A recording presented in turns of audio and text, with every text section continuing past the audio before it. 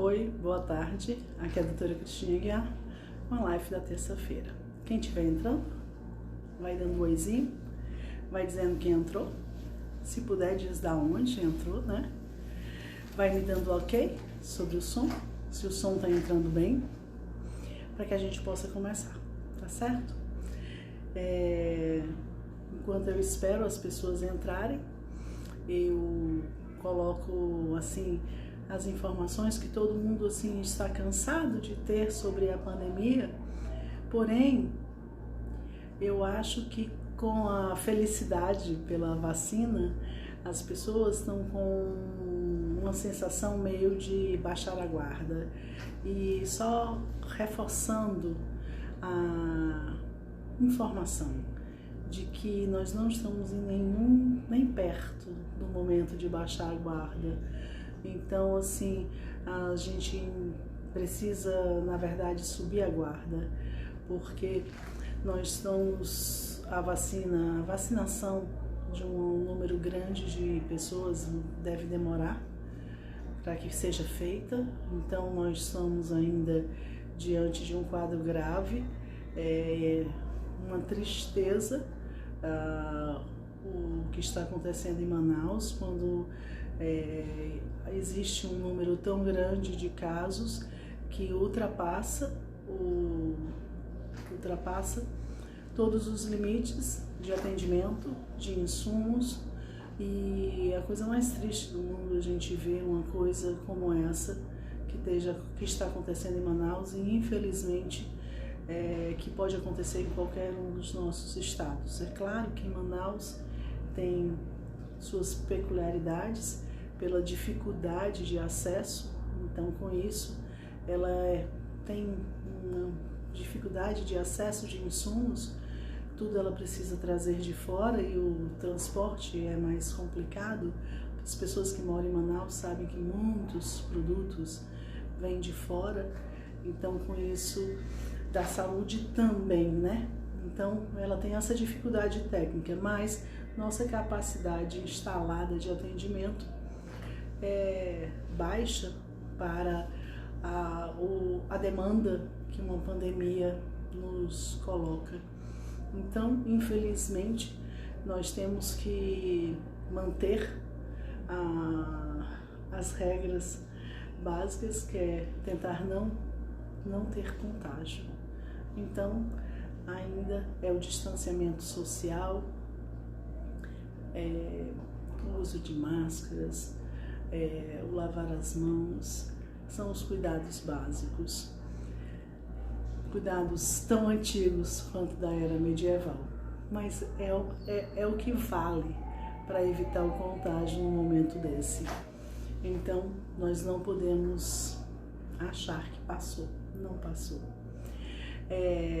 Já entrou um bocado de gente, então agora, quem quiser pode já digitar suas perguntas, podem ir digitando as perguntas que deseja, que eu vou responder hoje. E enquanto isso, eu vou falar de um tema que normalmente sou eu que escolho. A parte de convidados, eu devo reiniciar os convidados agora, na próxima semana. A gente vai voltar a ter a live com convidados. Porém, eu fiz uma enquete, onde na enquete as pessoas falaram que preferem a live que eu respondo as perguntas. Então, assim, com isso eu acho que o convite de convidados vai acontecer de uma forma mais esporádica, já que a página é feita para os seguidores. Então, vocês aqui norteiam o que é de interesse.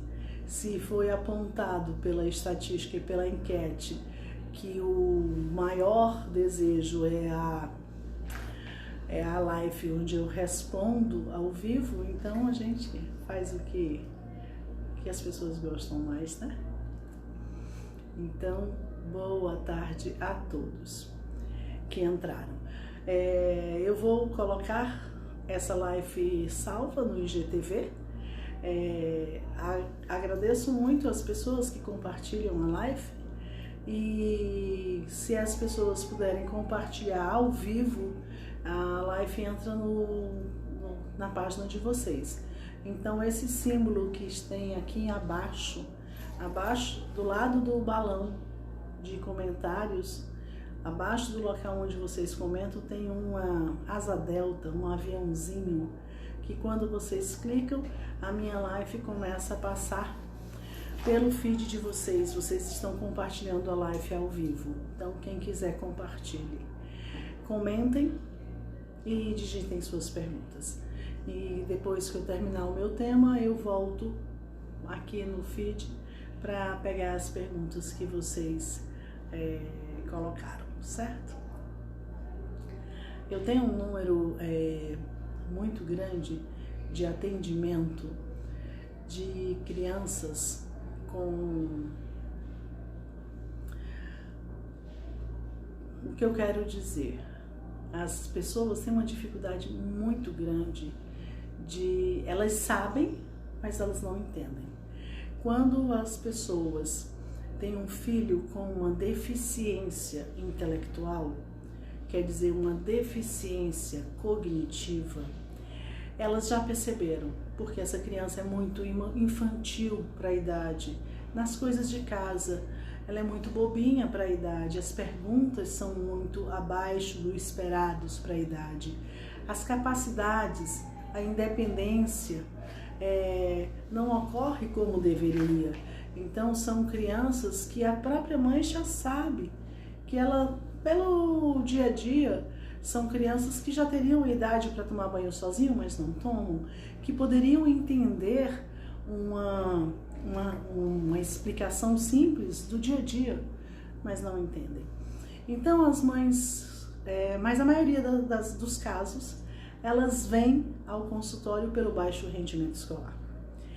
Porque a escola é bem mais difícil que a casa. A escola exige muito mais. Então, se eu tiver uma deficiência cognitiva que é percebida pelas atividades da vida diária na sua casa, quando essa criança for para a escola, essas dificuldades serão aumentadas, porque a escola te exige muito mais do que a vida. Exige muito mais concentração, mais atenção, mais raciocínio, mais memória, interpretação de texto.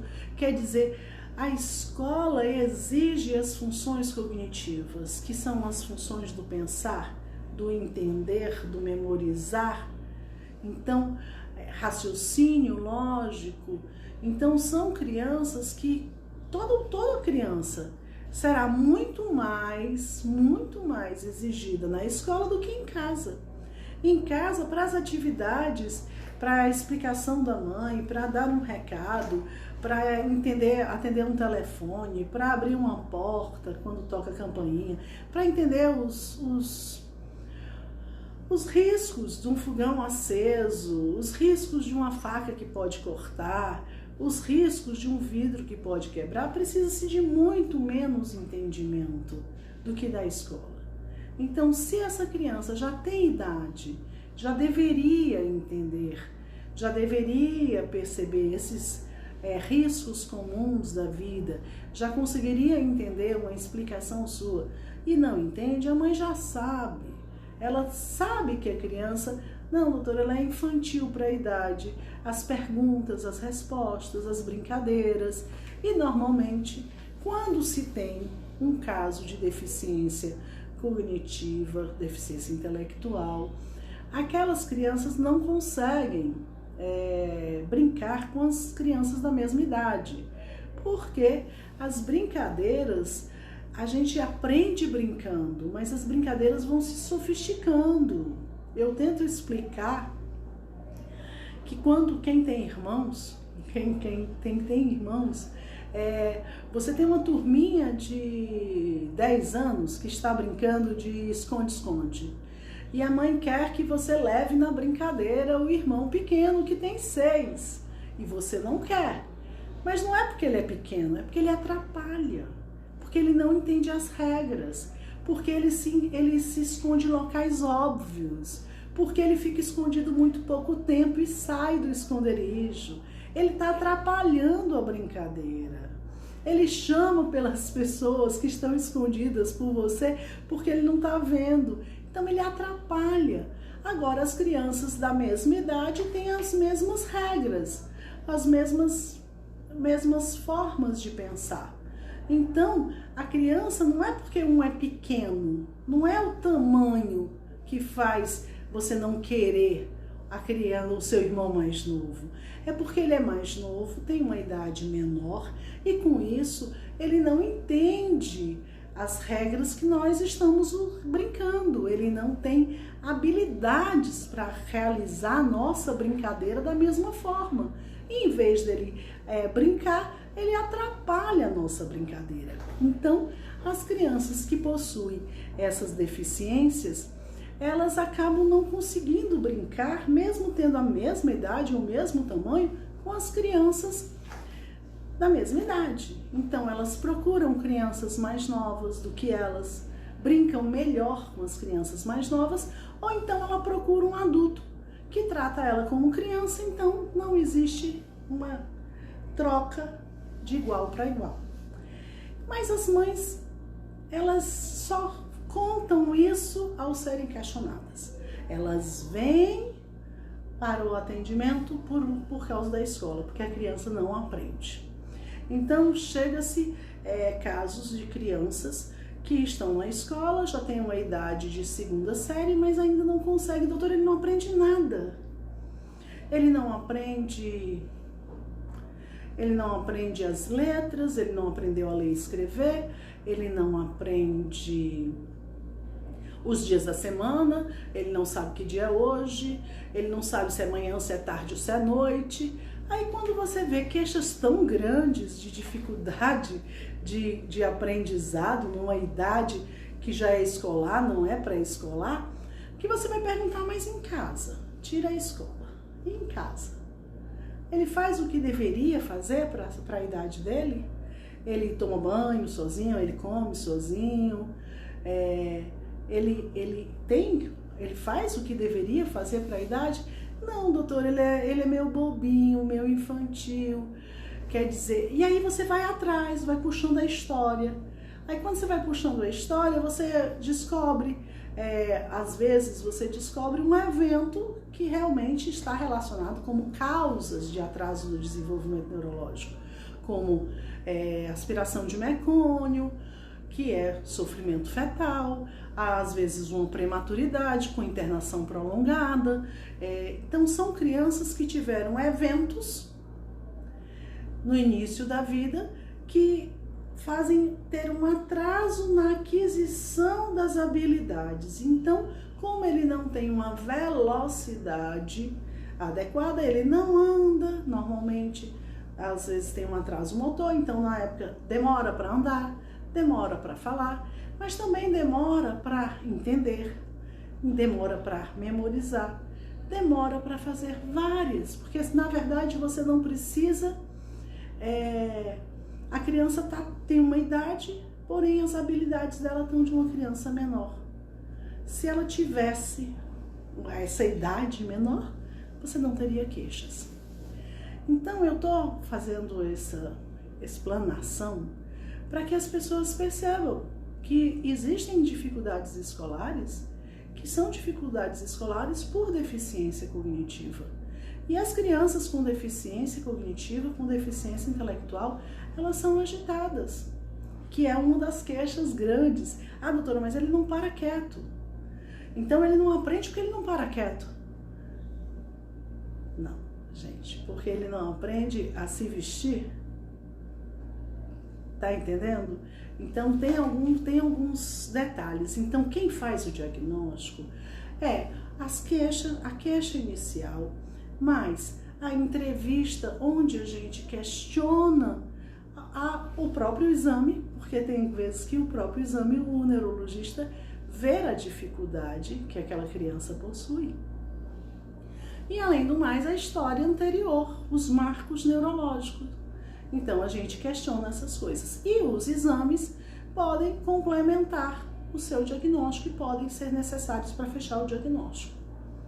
Então, mas esse encaminhamento pelo baixo rendimento escolar, quando é uma defasagem muito grande, então a gente tem muitos casos que não é dislexia, não é TDAH, não é apenas uma deficiência cognitiva que já foi vista em casa e que é claro que seria mais vistas as dificuldades quando ele entrasse na escola. E infelizmente nós temos diversas causas de atraso do desenvolvimento com deficiência cognitiva. Nós temos desnutrição no primeiro ano de vida, nós temos a falta de oxigênio na hora do parto, que é o sofrimento fetal. A gente tem gravidez de risco, onde a mãe teve eclâmpsia, pré-eclâmpsia, fez uma cesárea. Por que fez a cesárea? Porque a criança estava em sofrimento fetal. A criança não nasce bem, vai para a incubadora, é feito todos os cuidados para que a gente consiga recuperar rapidamente. Porém, saber é uma criança de risco, prematura é uma criança de risco. Quer dizer, ele pode ter um atraso do desenvolvimento, não quer dizer que ele vá ter. Não é assim, todo prematuro tem. Não, o médico da UTI neonatal, ele está tentando fazer de tudo para dar tudo que essa criança necessita. Se ele conseguir dar tudo ao tempo hábil, pode ser que essa criança não tenha nenhuma sequela.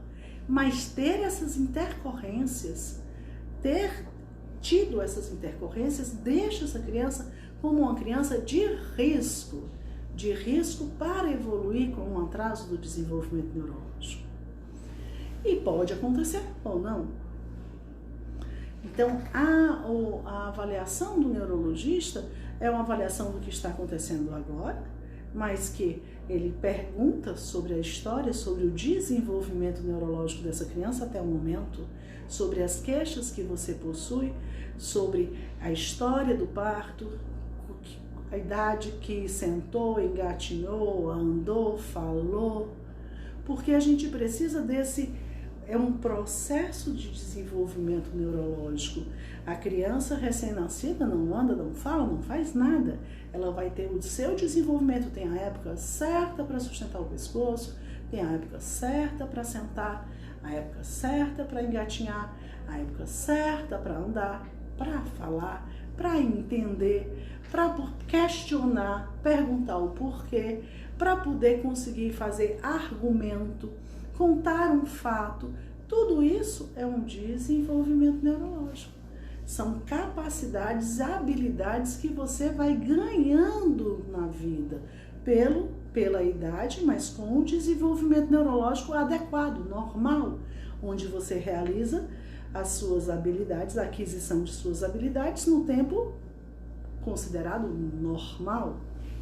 Quem tem um atraso pode realizar essas aquisições iniciais com atraso. E aí elas às vezes vão se misturando, porque às vezes uma queixa da criança é muito importante, a agressividade ou então a agitação. Então a mãe não conta dessas outras coisas. Ela vem, não, porque ele não para quieto, porque ele é muito agressivo. Só que é uma pontinha do iceberg. Tem toda essa história por trás que o profissional normalmente precisa questionar para fazer o todo, para poder fazer a sua hipótese diagnóstica. Espero ter conseguido ser clara. Vou olhar aqui as perguntas. Voltar.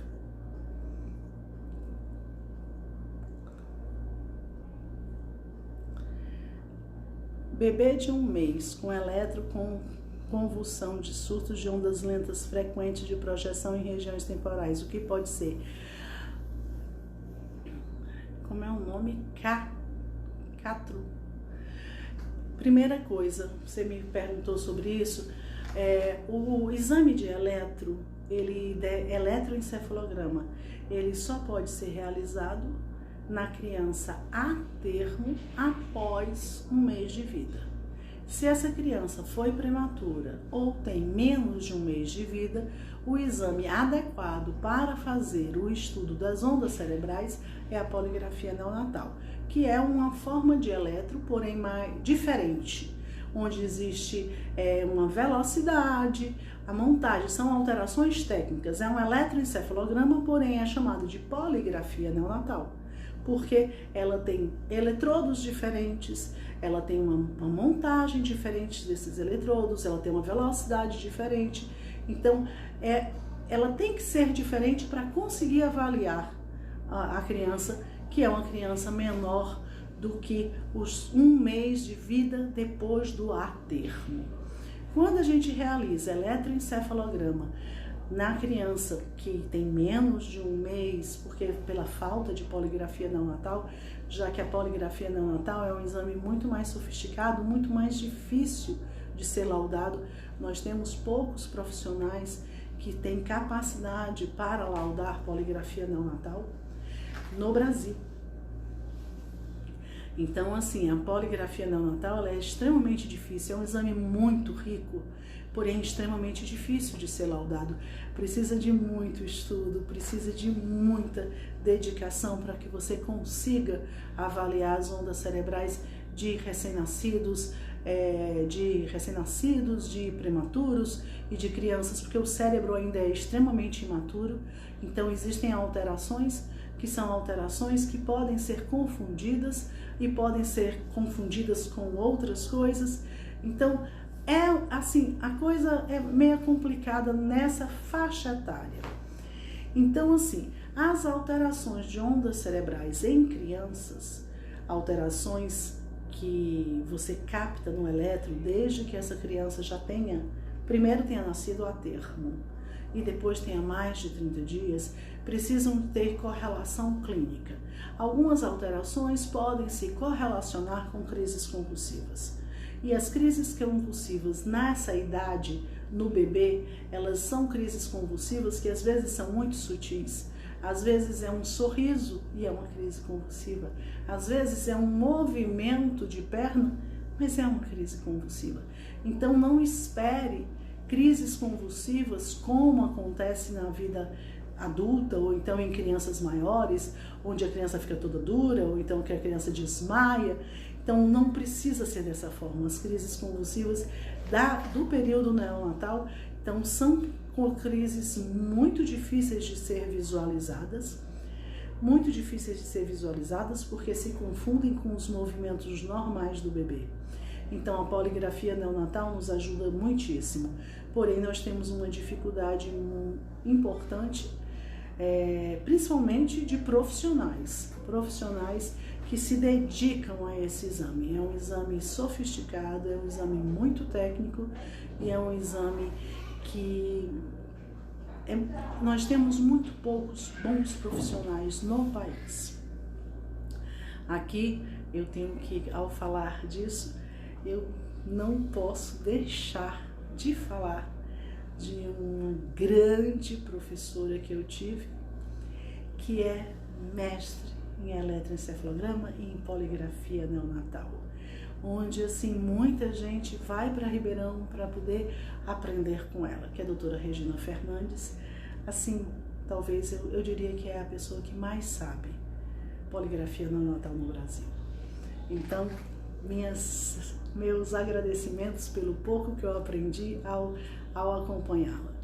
Então, depende se esse bebê que você está falando, você falou bebê de 1 mês, se ele foi a termo, se ele fez o exame correto, primeira coisa, se ele é a termo e ele tem mais de 30 dias, quando fez o eletro e ele deu alterações, essas alterações vão precisar serem correlacionadas com a clínica, porque elas podem ou não se correlacionarem com crises convulsivas desse período neonatal.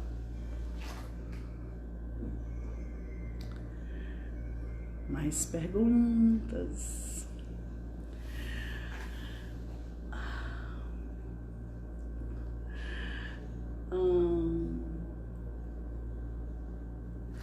Essa pergunta que eu não posso responder, porque ela não tem significado para as lives. Me pergunte coisas pessoais, me pergunte pelo direct.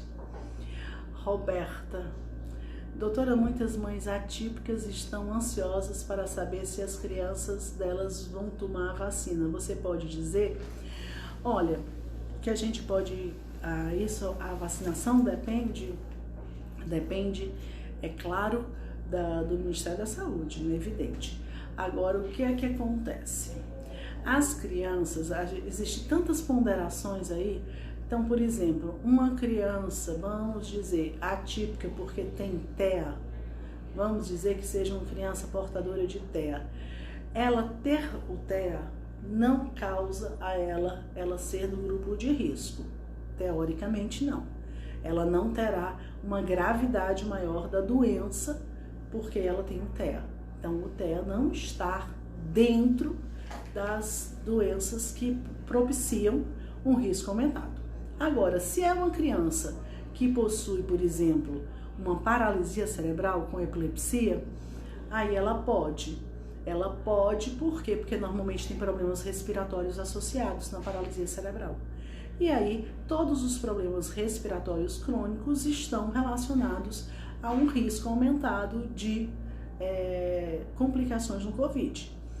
Agora, esse é eu estou na primeira explicação. Então, nesse ponto, essas crianças com TEA não teriam risco aumentado. Por um outro lado, as crianças com TEA, mas outras crianças também, elas não têm, todas as crianças não têm os cuidados de higiene adequados, pegam em tudo, não usam máscara. Então, vamos dizer que eles são mais contaminantes, quer dizer, eles podem propagar. Eles não têm um risco elevado para eles, porém eles podem propagar porque eles não têm os cuidados pessoais. Nesse momento do início da vacinação, acredito que por bom senso serão vacinadas pessoas que tiverem riscos de complicação caso tenham o COVID. Então, os profissionais de saúde estão sendo vacinados prioritariamente por causa do risco de pegar o COVID, por isso que estão sendo os profissionais da linha de frente, e porque também esses profissionais estão sendo muito escassos, muito necessários, e quando eles pegam o COVID, eles são afastados, e isso está dando um grande problema de remanejamento, porque nós já temos uma escassez muito grande de profissionais. E dentre esses profissionais, nós temos pessoas com idades mais avançadas, que aí, além de estarem sendo mais expostas, têm um maior risco para a própria saúde. Aí, depois desses profissionais de saúde, está entrando as pessoas de mais idade, que tem realmente, normalmente, são pessoas mais idosas, mais debilitadas, que complicam muito mais facilmente. Então, nesse momento, se pensa em saúde pública. Então, se pensa em saúde pública, quer dizer, eu tenho um número de vacinas que não é ainda, a vacinação não está sendo iniciada, eu não tenho para todo mundo. Então, eu vou priorizar para quem eu vou dar inicialmente. Então, nesse primeiro momento, as crianças especiais, depende de qual será o diagnóstico, porque muitas crianças especiais, elas não possuem, por exemplo, epilepsia sem outra doença associada. Ela não está considerada como uma doença que aumenta o risco do COVID. O autismo também não. Agora, se tiver uma doença neurológica, que nós temos várias, onde tem dificuldades respiratórias frequentes, como por isso que eu citei a paralisia cerebral, ela vai ter por causa da paralisia, por causa da parte respiratória, que é uma comorbidade que facilita a complicação do COVID. É claro que posteriormente, após essa primeira leva dos profissionais de saúde, dos idosos, depois dessa leva, essas crianças especiais, elas devem estar na frente do grupo geral, das crianças neurotípicas. Então, antes de se vacinar as neurotípicas, provavelmente as crianças atípicas estarão na frente, mas não nesse momento de forma prioritária, por causa de não terem essa dificuldade maior. É verdade que o laudo de autismo tem validade para o benefício do LOAS? Essas regras são regras assim, normalmente quando você dá a entrada no INSS, você dá a entrada e aí você dá a entrada e vai ser marcada uma perícia. Infelizmente, a perícia é marcada com muitos meses para frente. Então, normalmente você é orientado de que você traga um laudo na perícia, você traga um laudo recente. Porque às vezes o intervalo é tão grande da entrada dos papéis para a avaliação dos papéis realmente na perícia, que às vezes passa-se de 6 meses, passa-se de 1 ano. Então, por isso, realmente eles solicitam que vocês levem um laudo que tenha menos de 3 meses no ato da perícia. Na entrada, para dar entrada nos papéis, isso não é muito, não tem uma rigidez, mas no ato da perícia, eles solicitam um laudo com 3 meses.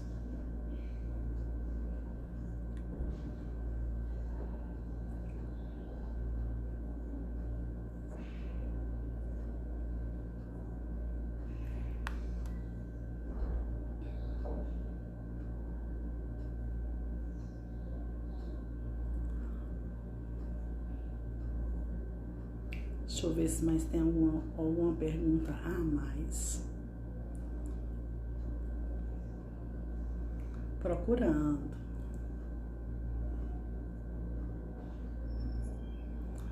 Aqui uma.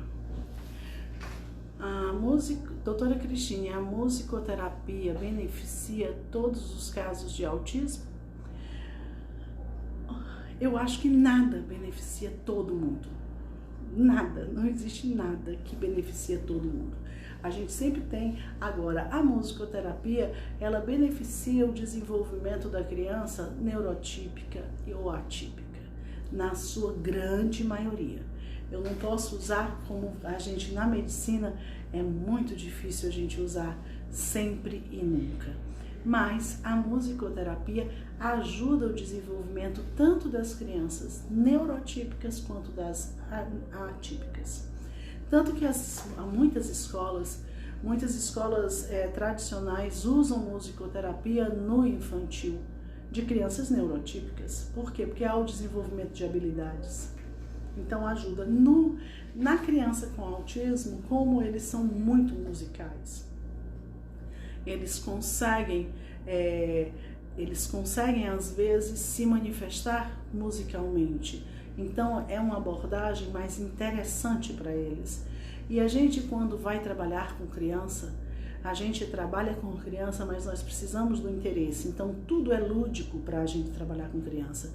Então a gente trabalha com criança de forma lúdica.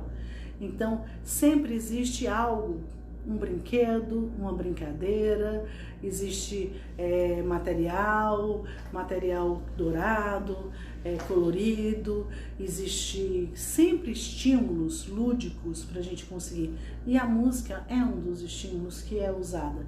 E na grande maioria das vezes você tem benefícios, sim. Eu só não usaria todos, porque eu acho que você vai encontrar, mas aquele fulaninho ali não se beneficiou. Isso, infelizmente, acontece com todas as terapias, com todas as abordagens. Então, existir exceções existem, mas a grande maioria se beneficia sim.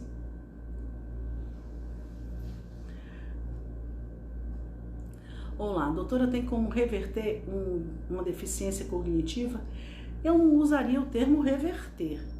O que se trabalha é porque a gente tem que trabalhar, explorar a capacidade intelectual que essa pessoa possui.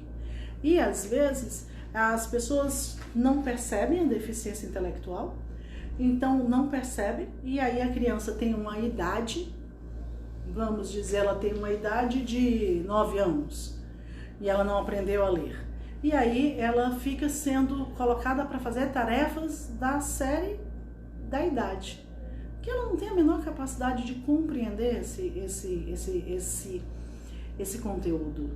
Então você precisa entender que a criança precisa desenvolver habilidades. Na verdade, com deficiência ou sem deficiência, a função da escola é você desenvolver o seu raciocínio, desenvolver sua memória. Você tem que saber aonde você está para você começar a andar. Às vezes, a pessoa está dando um pulo e está dando uma aula que não está no nível da criança. Então, ela não tem capacidade de compreender. E aí ela não vai explorar a sua capacidade individual, porque todos possuem capacidades individuais. Entendeu? Então, assim, eu já comentei aqui, existem técnicas para fazer a alfabetização de crianças com deficiência intelectual. Então, são técnicas diferentes que demoram mais tempo, mas que usam outros métodos para que a criança consiga entender e compreender e consiga, com isso, aprender a ler e escrever e ser alfabetizada. O que nós temos é que muitas vezes, principalmente na lei da inclusão, a gente tem, na lei da inclusão, a criança, ela segue a série e às vezes ela está muito abaixo no conteúdo. Então ela não tem capacidade de acompanhar aquela aula. Então, e nisso ela não está ganhando em conhecimento. Ela não está sendo explorada no seu potencial. Então, é uma área muito difícil, porque a escola é feita como uma grade. É uma grade, tantos anos faz tal série, tal ano faz tal série, tal ano faz tal série. Onde essa grade é montada, dependendo, com base nas habilidades, nas capacidades intelectuais daquela idade. Quando eu tenho um indivíduo com uma deficiência cognitiva, ele é colocado na grade. E aí nós temos, se eu coloco ele na grade pela idade, ele intelectualmente ele não tem essa capacidade, então ele não acompanha. Mas se eu tirar ele da grade, da idade, e colocar numa possível alteração, assim, colocar ele lá embaixo pensando no conhecimento, ele pode ficar com crianças muito pequenas. E se ele fica com crianças muito pequenas, ele é muito grande, ele pode, primeiro, não ter interesse com crianças muito pequenas. E segundo, ele pode até não ter noção do tamanho dele.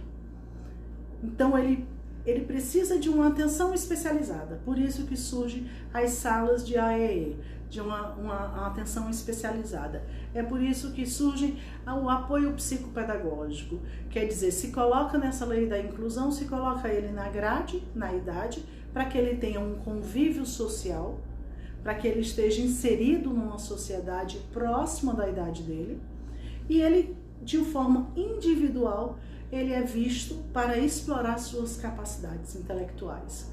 Então, às vezes com a psicopedagogia, na sua grande maioria das vezes, mas também com outras atividades. Porém, isso precisa ser pensado e precisa ser visto pela família também. E a maioria das vezes a família coloca assim, tá aqui, tá na escola, tá aí, tá o laudo, vocês que se virem. E eu acho que, como é extremamente individualizado, não tem uma criança, quando ela sai dessa... Ela é extremamente individualizada. As dificuldades e as capacidades são únicas, são individuais. Você não tem uma criança igual a outra. Então, esse olhar precisa ser um conjunto, como na mãe que tem uma criança neurotípica. O aprendizado é feito por um elo, escola, família, mesmo na criança neurotípica. Porque mesmo a gente estando com crianças neurotípicas, as pessoas não são iguais. Então as pessoas não têm um rendimento igual, mesmo estando na mesma faixa etária.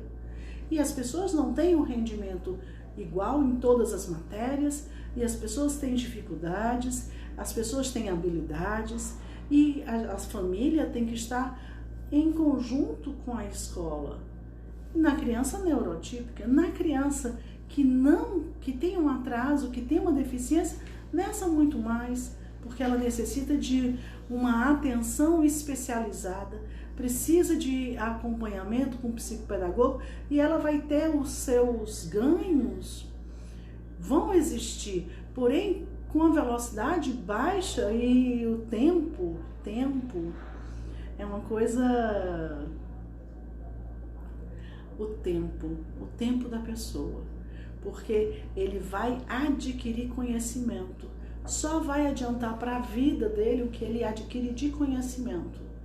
aquela coisa que passou, que ele não sabe depois, não vai servir para depois, para nada. Então, adquirir conhecimento demora. E se demora no neurotípico, imagine na criança com deficiência. Então, onde eu digo que não é reverter, é porque eu vejo crianças que teriam capacidades e essas suas capacidades não foram exploradas. Por causa, às vezes, do desejo, a expectativa da família, a frustração, porque a criança você explica e ele não aprende, então você já não explica, porque aí você considera que ele não aprende. Se ele não aprende dessa forma, vai ser feito de outra forma. Primeiro, coloque o conhecimento no nível que ele possa ter a capacidade de pegar, porque se você bota ela num nível que ela não tem essa capacidade intelectual, ela não pode, de qualquer forma que você ensine, ela não vai aprender. Então, mas eu não chamaria reverter, porque ela não vai deixar de ter deficiência cognitiva. Quando a gente faz um diagnóstico de deficiência cognitiva, ele vai ter deficiência cognitiva. Agora, o que eu quero é transformá-lo numa pessoa independente e, se possível, que é o meu desejo, é que ele seja uma pessoa ativa socialmente. Quer dizer que ele possa ser independente e até conseguir ser ativo socialmente. Esse é o desejo, mas não é reverter. Autismo leve tem cura? Não se classifica autismo como cura. O que acontece é que você tem um autismo leve que, com todas as terapias, com todos os acompanhamentos, você pode transformar, pode chegar a um autismo que nós chamamos um TEA funcional. Quer dizer, ele tem pequenas limitações que não atrapalham a funcionalidade do indivíduo. Porém, ele não deixa de ter autismo, ele não deixa de ter TEA. Porém, ele se torna funcional, quer dizer, com poucas limitações para a vida. Então, com isso, ele se torna um indivíduo ativo socialmente. Como melhorar um TDAH na questão da hiperatividade sem medicação? Existe muita coisa na internet, o esporte foi muito usado. Ele é muito usado, quer dizer, você canaliza o local onde a criança é permitido a ela gastar energia, então ele gasta energia nas atividades físicas, é uma estratégia. Outra estratégia, existem estratégias hoje em dia de meditação, de colocar essa criança para yoga, para meditação, onde ela começa a adquirir um autocontrole.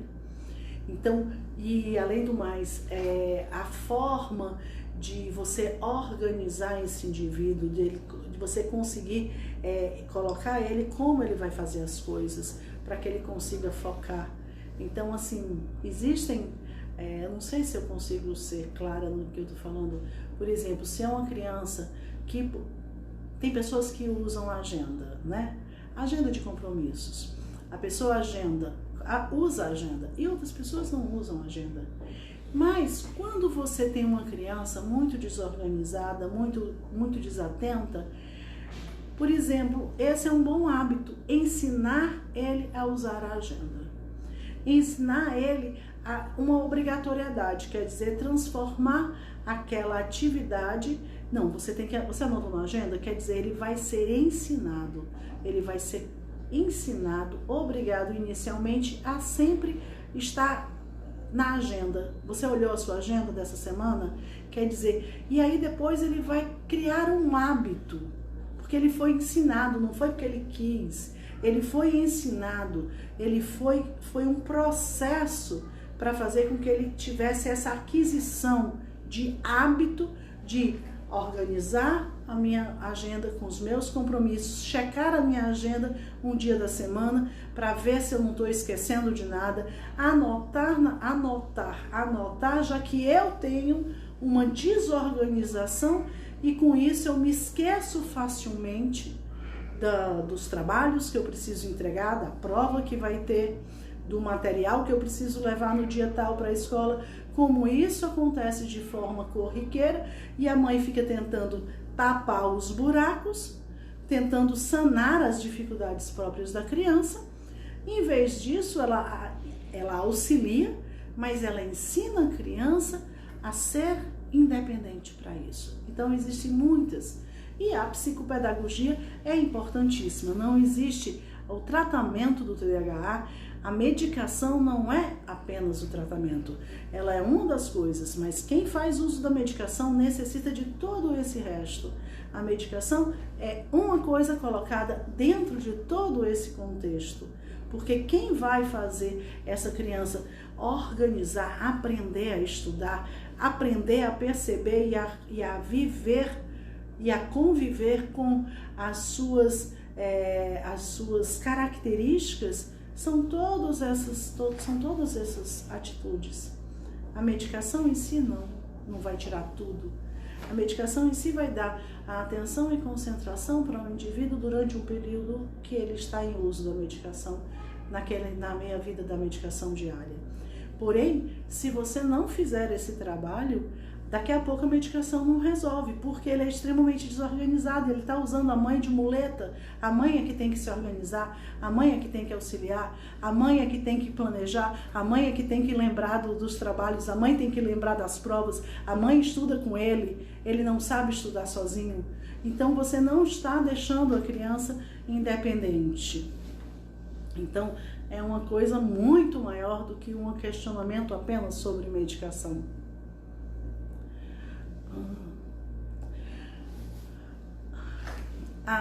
Doutora, a criança já nasce com autismo? Sim, é considerado que a criança nasce com o TEA, transtorno do espectro autista. Minha filha está esperando uma vaga no SUS para passar pelo SUS. Infelizmente eu sei que como a gente é incrível, as nossas deficiências no SUS são grandes. Por isso é que minha conversa inicial sobre os cuidados em relação ao distanciamento, a máscara, a lavagem de mãos. Nós temos um SUS, claro que nós temos ele instalado, o que já é uma ajuda. Existe o SUS, quer dizer, existem os locais de atendimento, existem profissionais, mas não da forma, existem deficiências grandes, a demanda é muito maior do que a oferta. Então, com isso, nós temos deficiências em todas as áreas. Então, nós temos deficiência para fila para atendimento de todas as especialidades, porque nós não temos profissionais numa quantidade que forneçam vagas numa quantidade suficiente para a demanda. E isso não estou falando de pandemia, eu estou falando de patologias, demandas de neurologia, de cardiologia, de pediatria, de geriatria, de urologia, não de uma doença pandêmica. Então, por isso, extremamente frágil para uma situação como a nossa atual, onde há um grande número, uma demanda imensa por uma doença como a pandemia. E que é claro que nós não temos capacidade de suportar um número elevadíssimo de casos.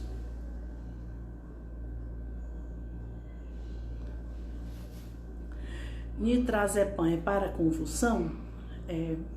Você pode usar. Não são considerados como medicação de primeira linha. Não é normalmente sua escolha inicial, mas você pode usar em associação. Então, mas ele não tem essa indicação inicial, não é considerado as drogas de primeira linha para você iniciar para convulsão. Doutora, cirurgia pode resolver o problema de crise refratária? Pode. Vai? Não sei. Então, eu já expliquei isso daqui há umas lives, para que você tenha, quando você tem uma epilepsia refratária, se você tiver indicado, você vai ser feito um estudo para saber se você teria benefício com a cirurgia de epilepsia. Eu tenho diversos casos de epilepsia refratária que eu indiquei a cirurgia. Eles vão para centros especializados para poder mapear a origem das crises, se existe um local que é responsável por um número maior de crises e que esse local, se operado, teria uma redução importante do número de crises. Então, muitos voltam dizendo que depois da análise do caso não houve indicação cirúrgica, porque eram multifocais, porque não havia um local predominante, porque a técnica daria muito mais sequelas do que ao próprio benefício do controle possível. Então, quando a gente tem uma epilepsia refratária, eu diria que a cirurgia, como é uma cirurgia, ela vem depois. Antes da cirurgia, na criança, pensa-se em dieta cetogênica, antes se pensa em canabidiol, antes se faz as associações, porque cirurgia, sim, você fez a cirurgia, você não tem como voltar atrás.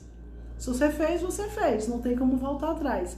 Você também não vai ter, se você não tiver os benefícios, você também não tem como voltar atrás pelas sequelas da cirurgia. E as sequelas são possíveis. E durante a avaliação da cirurgia, lhe é dito, pode acontecer isso, pode acontecer aquilo, pode acontecer aquilo. Então, é um estudo criterioso. Então, as epilepsias refratárias, você estuda para saber, você indica, quando o médico indica, ele vai para um centro de epilepsia para fazer um estudo, para saber se ele teria benefícios, se vale a pena tentar. E esse é um trabalho bem criterioso, viu? Todos os centros de epilepsia fazem isso de uma forma bem criteriosa. Eu já trabalhei na época da residência, fiz o atendimento e conheci o serviço do CIREP, que é da USP de Ribeirão Preto, que é um centro de excelência para a cirurgia de epilepsia. E as pessoas chegam lá, são encaminhadas com uma epilepsia refratária, eles são vistos quais foram as drogas que foram tentadas, se foi tentado tudo, se foi feito em doses corretas, se foi feito em tempo para poder dizer que não serviu. Então, depois que ele passa por essa revisão do que é que foi usado, se foi tentado, onde é feito novos exames para classificar se a epilepsia foi bem classificada, se ela foi bem manejada, depois que foi feito tudo isso e realmente ela é refratária, aí ele entra para ser internado, para fazer vídeo EEG de dias, para que a gente possa visualizar as crises, filmar com eletroencefalograma simultâneo para poder mapear os locais de crises, quantas crises tem e quais são os locais, se existe predominância de algum local, de alguma região do cérebro. E depois disso entra a neurocirurgia para saber se existe esse local, se esse local é acessível, se vale a pena operar, quais são as sequelas possíveis, que técnicas poderiam. Então é um trabalho bem criterioso. Então, a cirurgia para epilepsia, ela pode resolver as epilepsias refratárias, mas ela não resolve de todos. Exatamente por isso é que só é feito depois de um estudo para saber se vale a pena, porque você não tem como voltar atrás. Cirurgia feita é cirurgia feita. Boa tarde, é possível o neuropediatra diagnosticar o TDA e medicar na primeira consulta? Possível, eu acho que sim. Porém, quando a gente vai medicar, eu pelo menos, quando eu vou medicar, eu normalmente começo a medicação mais cedo, que eu começo no retorno, quando eu peço os exames iniciais e eu checo os exames iniciais. A pessoa tem a consulta, eu peço os exames e normalmente no retorno, que eu checo esses exames, eu inicio a medicação. Mas dizer que é possível que algum neuropediatra medique na primeira consulta, não estou dizendo que não é impossível, pode acontecer. Eu não costumo fazer isso.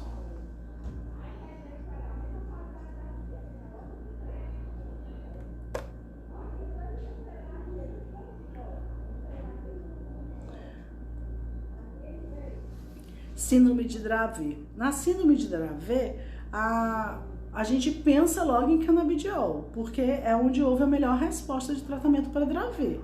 Então, canabidiol, em Dravet, eu penso logo em usar canabidiol. Não sei se já foi usado.